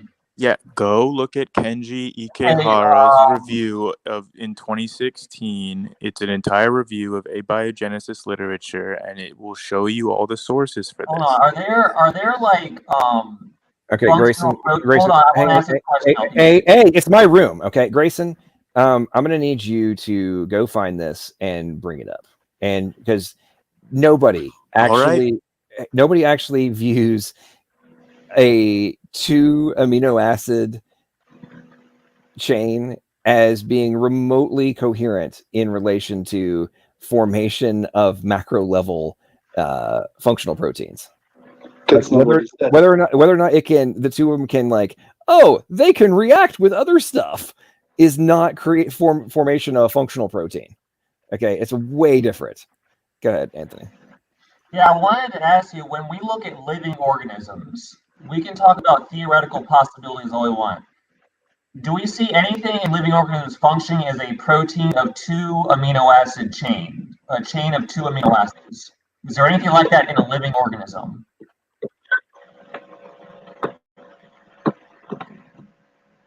Grayson? Okay, I posted the paper in the chat. You can go to section 2.5. I understand, but did they point out anything that functions in a modern living organism that functions with anything close, like a 2, 3? What's the smallest they found in a living organism? Why is it unacceptable for you that they demonstrate that just a 2 amino acid chain sequence can have catalytic function, and you're saying that is not valid unless it's wait, let me finish. You're saying that is not valid unless it is demonstrable in a currently living organism. Is that what you're saying? I'm saying I have no reason to believe that has anything to do with living things if it's not present in observable living organisms. That's not science. I want to know what I can observe. It is science if it's showing that it has catalytic function. Okay. I don't care about wait. I care about functional proteins that are involved in living organisms. You're going to tell me there's some non-existent, pre-existent, microscopic organism that had 2 amino acid proteins, and there's no evidence for this in anything we observe. I want to know what to observe. Listen, you are moving the goalpost. Your original claim. Can I talk? Let me just, get this out. Hey, calm down, guys. Calm down. What do we actually observe? Okay, calm down. Grayson, number 1, what was the section you were referring to? 2.5. Okay, go ahead, guys. You can pull it up on the screen if you want. This is the problem I have. We want something we can observe. We want evidence that's provable, and then you accept. I am demonstrating that it's provable. Ridiculous ideas. Hey, and when I say philosophy. Oh my God. You've never seen it. Okay, philosophy. You're making all these claims. Philosophy. All he's saying is that there's a chemical reaction. I mean, you know what a catalyst is? Yes, I do. It just increases the chemical reaction. So I don't know. Something that expedites a chemical reaction. Yeah. So I don't know what's the point of that. So the problem is to get an actual living organism. You need protein. You need an ensemble of proteins that are hundreds of amino acids long. You wouldn't be able to just have all these little 2 amino acid proteins floating around wherever they are. You would absolutely need probably hundreds of amino acids that are hundreds of different amino acids of chains, hundreds of proteins, each of which is over 100 or so amino acids long. I mean, we're talking about the bare minimum, and you're giving me 2 amino acids. What point is Grayson refuting, by the way? What was the point? I am trying to refute his claim about proteins needing other proteins to exist, and that proteins need to be like extremely long to have any value or function. I'm basically just pointing out that you can have extremely simple proteins, even as short as 2 amino acids, that do have some sort of catalytic function that is observable. Okay, which protein is 2 amino acids long? I believe the one given in the example was just histine and serine together. Yeah, but you realize if you ask. Okay, hang on. So I'm gonna. Okay, so by the way, you're wrong on that one, but it's. However, well, I don't have the paper in front of me. Serine histine dipeptide could not play any role in biochemical evolutionary process on the primitive Earth, even if the dipeptide has a high catalytic activity, because it would be hard to obtain the dipeptides on the primitive Earth due to the low abundance of histine. On the contrary, glycine dipeptide and glycine tripeptide would play a role even if these peptides have only a low catalytic activity.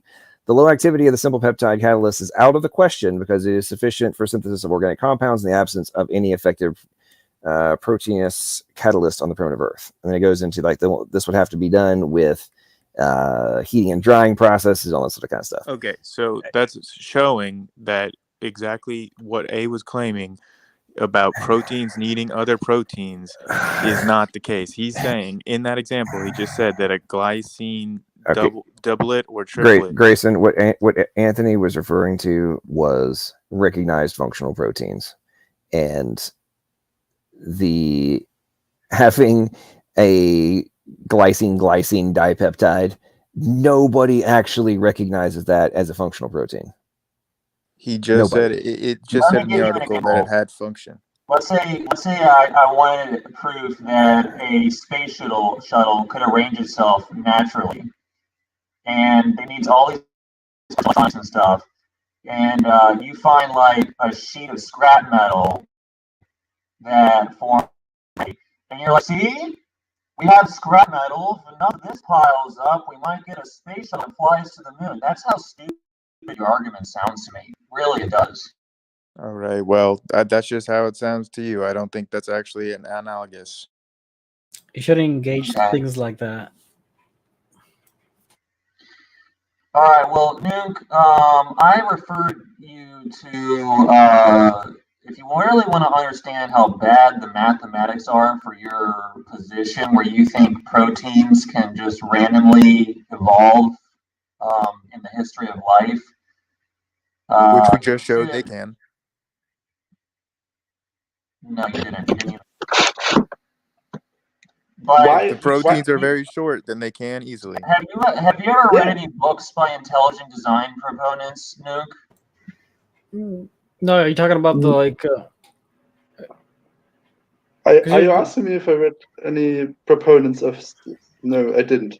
Okay. Well, if you want to understand the mathematics, I recommend you read Stephen C. Meyer's book Signature Cell and. I love the condescending thing of, if you want to understand, read those authors and don't read the other authors. I could say the same. I could also say, read this book and then you will understand. That's not an argument. Okay, make a proper argument. No, then make what is the book? For what? What is the book that's going to make Anthony understand the mathematics? For example, the paper what's this called? Grayson just posted shows exactly that. It shows two amino acids having a function, and I don't understand why that would not be enough to satisfy his requirement. Because there is. Oh my god. Okay, Grayson. Honestly, dude, do you actually do you debunk like Eugene Koonin, H-index 266, head of the NIH evolutionary biology department, who has done the math and says that for the probability for the translation factors to form random through random process is 1 in 10 to the 1018th power. I would probably say that his math is correct, but based on faulty assumptions. Okay, and what's his faulty assumption? Well, I would have to look at the math because I'm not familiar with him specifically, but is he using basically he's using 20 amino acids and the triplet codons, and that's his assumption for how it would form? I mean, I would assume so, yeah. Because there are lots of hypotheses that show that how the basic framework can evolve with just 4 codons instead of 64. Like the GNC hypothesis. Continue. So basically, there are only 4 codon pairs to account for. G and then C, and then the middle, GN. The N is basically a substitute for any of the amino acids. So that's basically 4, where you're only changing one part of the codon. It's a much simpler code to evolve. So basically, the fault that I find in his math is that he's trying to calculate probabilities based on the current existing version of the system rather than accounting for possible precursors that are more simple. What do you mean by that? I just explained what a more simple precursor would be.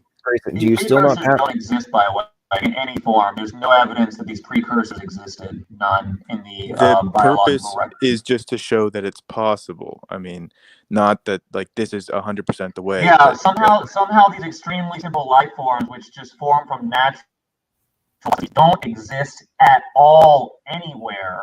It But makes yeah, sense why they they don't. might have been there at some point, billions It of years makes ago. Okay, real quick. So sense why they George, don't exist George, thank you now. so much for your super chat. So sorry I missed an hour. It looks like a 5-hour epic coming up. I'm amazed they still deny it's a literal code. Blessings to all. Appreciate you, George, very much. Yeah, George, I had to do everything in my power to not commit elder abuse, even though I've been being accused of elder abuse by people in the side chat. But That was me. I think my frustration. I as a sidebar, I still haven't gotten over the fact that Larry conceded that he had misinterpreted every single one of my premises, but then still claimed that I was wrong. And he's old. He doesn't know what he's talking about. I mean, it's just bad. I mean, it's like, dude, you literally substantiated my assumptions that you didn't know what you were talking about, and it's like confession through projection. What? What'd you say? These people who can't understand basic arguments think they've disproven God. It's like, how arrogant. That's how I feel about you guys in evolution. Yeah. Also, I don't think I have disproved God. I just think you claim something that you can't know. And I say, you can't know that. Like, for example, this code argument. In the end, I don't see why it differs from the argument of complexity. All you say is code is really, really complex. And because it's really, really complex, it couldn't just happen. No. Oh my God, dude. Do you guys never actually freaking pay attention? This is so, okay. I will say based on known necessities, X is the requirement. This has the same necessities. Therefore, the same X is the likely necessity for their existence.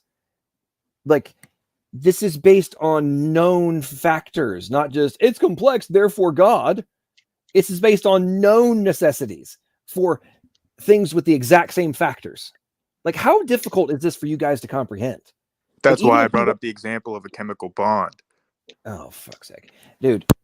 You know that, for example, bees have a dance that produces a form of language. Oh my God. Are bees conscious? No, they are not. My no, what is your necessity? My audio just jumped out. Did I hear you use bees dancing? Is that what you just talked about? As an example of language, yeah, he was talking about the waggle dance. Holy mother of all dunk! I mean, dude, I know you're not this dumb.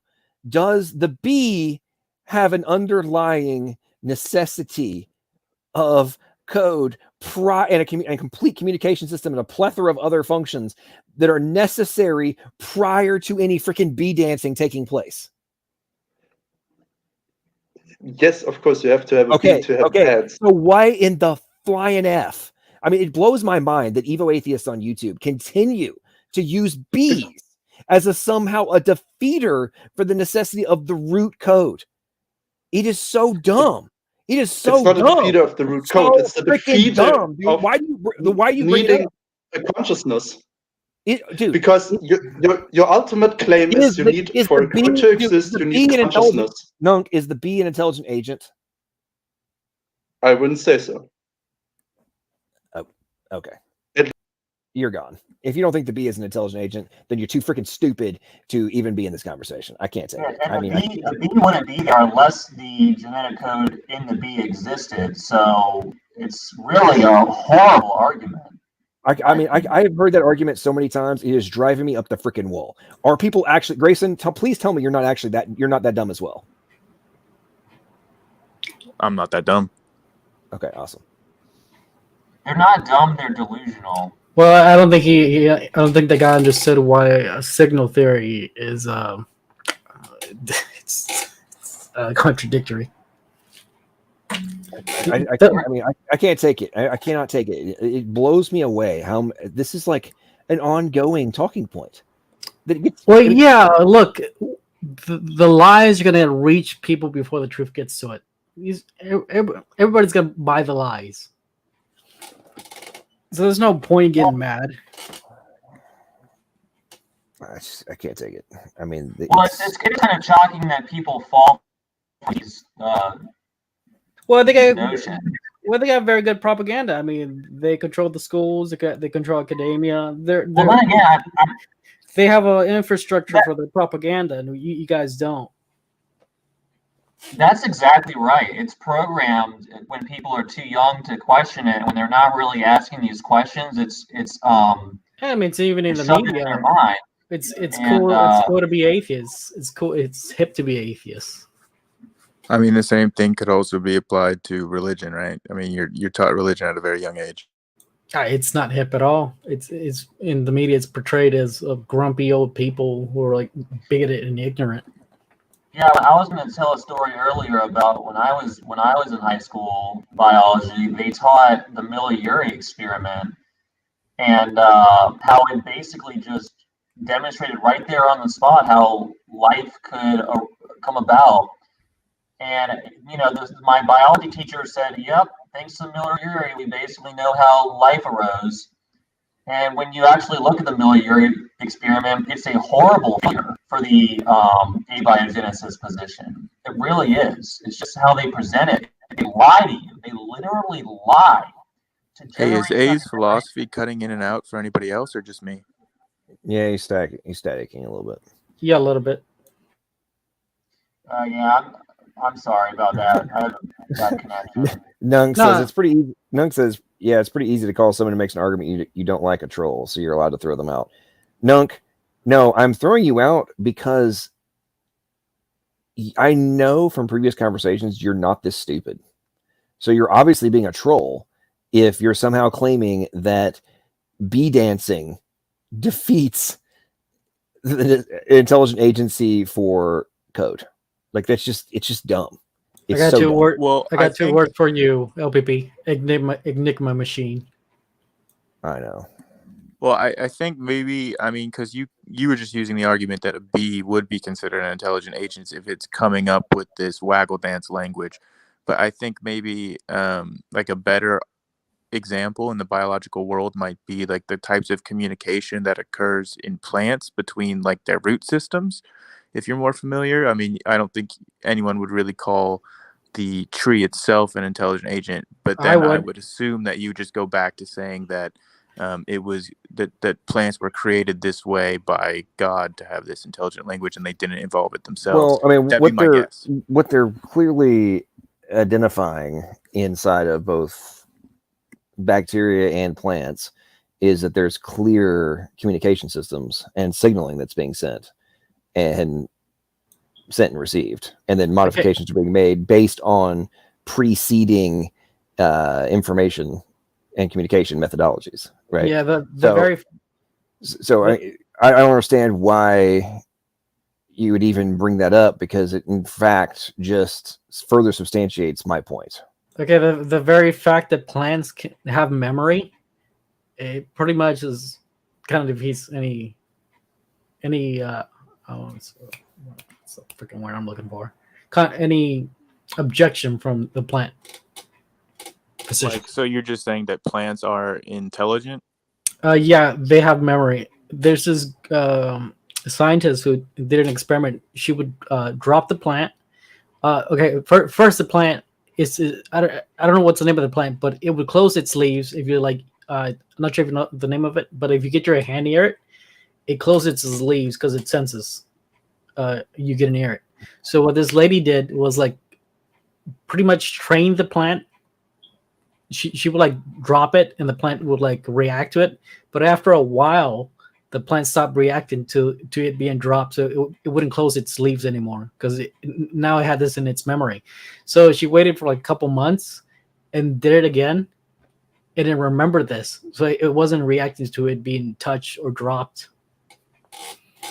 So yeah, plants are intelligent. So it had a memory, and it was using that memory to make an option. So it is intelligent. Okay, so basically for any biological example, then the retort is just basically that is actually intelligent agency then. I don't think. I think maybe the better word is mindful or sentient. But Okay, so then my response, I guess, I just got to go back to the chemical bond thing, right? I mean, you have one atom that is conveying information to another atom about the allocation of its electrons. And the chemical bond itself is an information channel between the two. So that is all in communications theory and does not require an intelligent agent for communication. Well, the problem with that is it can be a result of pure physical forces of nature. Exactly. So that's these are what things I'm that happen claiming by. is the same for the genetic code. Okay, well, no, it doesn't follow because, like, if I throw a ball in the air, it's gonna come down to the ground because of gravity. But like, I guess the difference would be saying something like constructing an object that requires an agent to stand up as opposed to the force of gravity. You see what I'm saying? Constructing an agent that what? Sorry about that. I didn't hear. But basically, certain aspects of our universe which are merely controlled by the forces of nature, physical forces of nature. But there are other aspects of reality which seem to require an intelligent agent to manipulate matter to create the desired outcome. So there is a dichotomy there. I think that it's the first case though, and not the second. I mean, with the genetic code, right? I mean, you're just inventing the tRNA that does all of the let me tell you why intermediary steps. I'll tell you why I think this fails. Because the only way the genetic code could have originated was if natural selection was acting upon functional proteins. And the problem is the proteins are so unlikely to have originated by natural processes. It's entirely unreasonable to think natural processes could have done it. That was my argument. You can't get the proteins unless natural selection is selecting them for a function. If they don't have a function, they're not going to be selected, and they're going to be just dissolved into nothing. But Okay, they can't so exist. I'll give you one example, right? The basically you just need the very simplest protein that is capable of catalyzing peptide bonds. That would create more proteins, right? No, you need, like I said, if you look at the simplest living organisms, they require. Wait, how can you say no to that? If you have a protein that can catalyze a peptide bond, that means that you have just created a protein that its function is to create more proteins. I don't see how you can say no to that. Because they hang on. Whoa. Grayson, are you claiming that it's a self-replicating function? In the amyloid hypothesis, that is the case. So the glycine that you refer to in that paper is self-replicating? No, this was a different section of the paper where they discussed the amyloid world hypothesis. Okay, cool. And in that amyloid world hypothesis, what is self-replicating? The proteins, like you have an amyloid that's capable of catalyzing a peptide bond. Right, but it's not self-replicating, correct? It'd be self-replicating in that it would be catalyzing more reactions that created it. But I would really need to read more. Okay, cool. So I'm pretty damn sure nobody claims that a 2 or 3 peptide or amino acid chain is self-replicating. Like, I'm pretty damn sure about that. Yeah, I would need to go look at the specifics for the amyloid. So a chemical reaction, because nobody claims that amino acids can't bind together. Like, nobody claims that. The whole point is, well, A was just claiming that you have to get longer chains to be recognized as remotely relevant to abiogenesis. A's philosophy was Ray, I'm not just Grayson. I'm not talking about A. I'm talking about this is why I get so annoyed with people like you, Grayson. Is you want to bring up these crazy freaking outliers versus what is actually recognized as what would have to be necessary. So in every abiogenesis paper I've ever read, nobody ever says that we got these 3 amino acids that bonded together. Therefore, this solves the problem of being able to what about the problems they run into when you, we can't really get more than 15 of them to bind together. That's a major problem because we need to get to 50 to be able to have something that actually has a relevant function. I mean, are you claiming that all that stuff is false? You were cutting in and out, but if you were saying that you need to the very most simple thing that you can even start with is 50 amino acids long, then yeah, I don't think that that's true. Okay, cool. All right, guys, I'm done for tonight. We've been going for 2 hours. It's 2 o'clock in the morning. I'm not staying up all night. This stuff is so freaking annoying. I can't deal with it. All right, let's say last words, and I'm going to bed. Whoever wants to go first. Nobody wants to go first? Okay, cool. Then we're done.